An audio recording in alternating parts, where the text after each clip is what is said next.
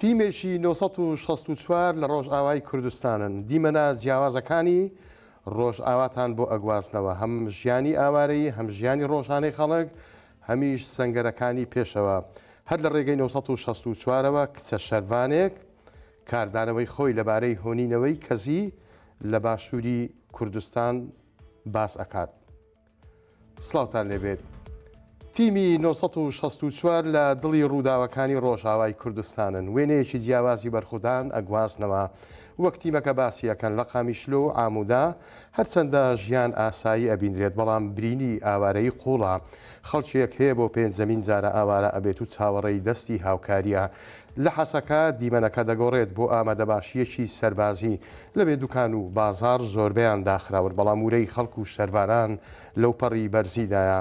گەنجانی شار شان بە شاری شەروانان سەچیان هەڵگرتووە و ئامادەن بۆ بەرگری لە شار و گەڕەک و ماڵەکانیان.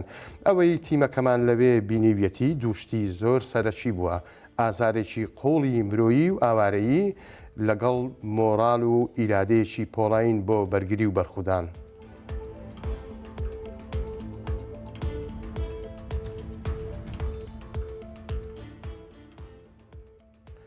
ڕۆکسان محەممەد وتەبێژی یەپەژە لە حەسەکەوە بە 964 ڕاگەیان، هەرچەندە ئاگر بەستە بەڵام چەتەکان لە پەنای گوێمان و ئێمەش باورەیەکی پۆڵاینەوە بۆ هەموو ئەگەرێک ئامادەین. ڕۆکسان پەیامێکی تایبەتی بۆ ژنانی باشووری کوردستان نردووتی کەزی لای ئێمە تەنیا جوانی نیە بەڵکو و خاک و مێژووە. کاتێک دەبینین لە باشوور کچان کەزی دەهۆننەوە، مۆڕالی ئێمە لە سەنگەرەکان بەرزە بێتەوە. وتەبێژەکەی یەپەژە جەختی کردوتەوە لەسەر ڕێبازی دەنیز دژبە و گروپانە دەجەنگن کە دژی ژیان و ڕایگەیان هۆنینەوەی کەزی ڕابەرایەتیکردنی ئیرادەیەکە کە تەسلیم بوون ناناسێت.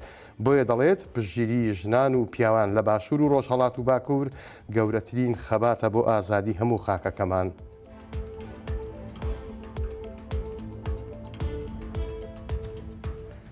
وە بیرمە لە مەکتەبا دەیان پرسی دوو دانە دوو دەکاتە چەند، هەموو تێکڕا دەیان نووسی دەکاتە چوار، کەچی ئەمن لە حیسابە نمرەی کەمم دەهێنا و دەهاتمە خوار. ئەوەش تەنیا لەبەر ئەوەی لای من وابوو دوو دانە دوو دەبێ بە یەک نابێ بە چوار. چێ هەیە ڕۆژانە ئەم هۆندراوەی نەکەوێتە بەرگوێ؟ هۆندراوەیەک تەمەنی 43 ساڵە، بەڵام هەموو ڕۆژێک نوێ ئەبێتەوە و دەبێتە وێردی سەرزمانی کوردان. دوای ئەم هەموو ساڵە خاوەنی شەعری دوودانە دوو بۆ یەکەم جار پەردە لە سەرنهێنی نووسینی ئەم هۆندراوەیە هەڵ ئەداتەوە، ئەڵێت هەرگیز پەیوانە بوو دوودانە دوو بەم شێوەیە ئەم هاوکێشە بیرکاریە تێک بشتێنێت کە دوژمنان ساڵانێک بە سەر کوردیان سەپاند. لە دڵی ڤانکۆڤەری وڵاتی کەنەداودا کاتی خۆپیشاندان بۆ پشتیوانی بۆ کوردانی ڕۆژئاوا، خاڵەقازی شاعیر بە شەعرە مێژوویەکەی دوودانە دوو بەشداری کردووتی دوودانە دوو ئێستا بۆ تا سرودی تێکشکاندنی دیوارە دەستکردەکان. دەشڵێت ئەم شاعرە چیتر تەنیا تێکس نییە، بەڵکو ناسنامە و گوڕ و تینێکی نەتەوەیەک نیشان ئەدات کە دان بە دابەشبوون دانانێت و سنوورە دەستکردەکان دەشێنێت.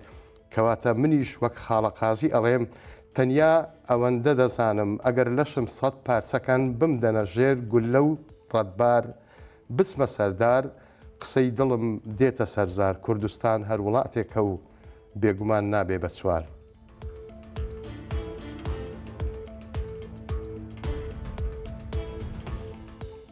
خۆزگا تین و تااقەتمان هەبووە دەچوین بۆ بەرەکانی جەنگ. ئەمە قسەی دوو هاوسەرە کە پێکەوە لە ڕانیا کۆمەک و هاوکاریان گەیاندۆتە کەمپینەکەی یارمەتیدانی خەڵکی ڕۆژئاوای کوردستان. مامۆستا ئازادکانی مارانی بە 964 وت هاوکاریکردنی کوردانی ڕۆژئاوا زۆر پێویستە، چونکە ئەمڕۆ کە ڕوبەڕووی هەڕەشە بوونەتەوە لەوانەیە سبەی هەمان ئەو هەڕەشەیە بەرۆکی ئێمە بگرێت. خێزانی مامۆستا ئازادیش پەرژین ئیبراهیم بە چاوی پڕفرمێسکەوە ئەڵێت کە دیمەنەکانی ڕۆژئاوا ئەبینم وا هەستەکەم منداڵەکانی ئێمە لەناو قوڕدا کەوتون، بۆیە ئەرچی هەمولایە کە هاوکاری ئەو خوشک و برایانەمان بکەین.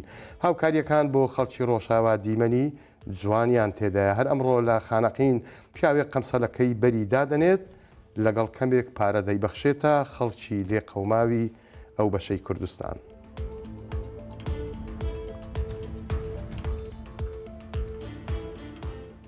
کاردانەوەکان لە وڵاتانی ڕۆژئاوا بۆ ڕۆژئاوای کوردستان بۆ ئەو ڕووداوانەی کە ماوەیەکە لە ڕۆژئاوای کوردستان ڕوو ئەدەن کاردانەوەکان لە بەرفراوانیدایە پێشتر کاردانەوەی چەند کۆنگرێسمانێکی ئەمریکی هەم لە کۆماریەکان هەمیش لە دیموکراتیەکانمان زانی ئەمجارە کاردانەوەکان پەڕیوەتەوە وڵاتانی ئەوروپا یەکێک لەوانەی کە زۆر بەتوندی هاتۆتە سەرخەت پەرلەمانتارێکی وڵاتی سویسرایە باس لەوە ئەکات هەمان باس لەوە ئەکەن کە پشت بەردان لە کورد وەکو هاوپەیمانێکی سەرەکی ڕۆژئاوا کە توانیویەتی بەورەی پۆڵایینی خۆی داعش بشێنێت وونەی هێشتووە کە داعش بگاتە وڵاتانی ئەوروپا ئێستا چۆن ئەکرێ هەروە بە ئاسانی پشتی بربدرێت واتە پشتگیری نەکرێت هەموو ئەو دەنگانەی کە لە پەرلەمانەکانی ئەوروپا و ئەمریکا ئەوەیە کە ناکرێت بە ئاسانی دەستبەرداری هاوپەیمانێکی سەرەکی